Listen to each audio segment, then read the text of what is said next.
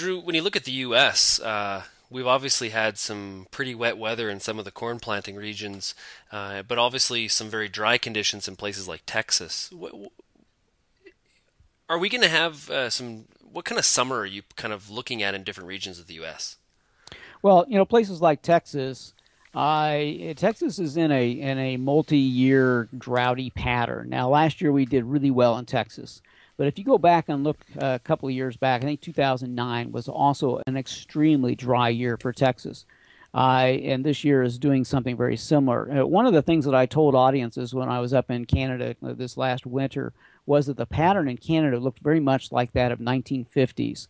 And the same thing is true for the states. Texas had a very serious string of drought years in the 1950s, at the same time that Canada was getting all this rain. So I think the Texas situation is going to continue to be one of a struggle. I think that as we go deeper into the summer season, Texas will likely see a bit of more normal weather. But once you get into the heart of summer in Texas, it's too hot for normal amounts of rainfall to make a difference to the soil moisture profile. So places like the Southern Plains are not going to be coming out of their drought as we go through the heart of the growing season. Yeah, they'll see some scattered showers more often than they have up till now, and temperatures will have a warmer bias. But I think the bottom line is that it's still going to be a struggle for crops throughout all of that region. In the U.S. Midwest, I think the big concern is that, yes, it has been exceptionally wet this year. The problem is that there's a memory in the marketplace of many other wet springs that have turned into a dry summer. And so there's a lot of concern about that. My personal opinion is that we will dry down later in summer, in late July and August in the Midwest.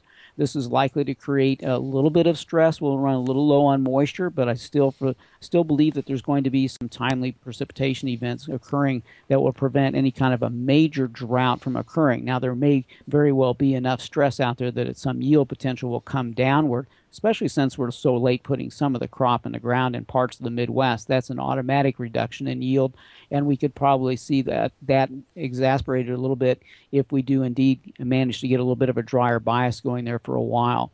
The southeastern United States, already too dry. Places like Alabama, southern Georgia, northern Florida.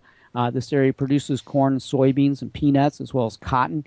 And those crop areas down there are going to be continued to struggle for the next few weeks. The earliest that we could see something change would probably be with a tropical cyclone. The hurricane season is starting up here on the 1st of June. Will be with us all the way through the summer. So if we can manage to get a storm system to come into the southeastern United States, it'll offer some relief. But for the next few weeks, I think we're going to be looking at some very dry conditions there. And for the northern plains, very similar to the Canadian prairies, the regular occurrence of rain is going to be occurring all the way through the heart of the summer. It'll be very moist up there, and temperatures overall are probably going to be just a little bit cooler than normal for the biggest part of the summer.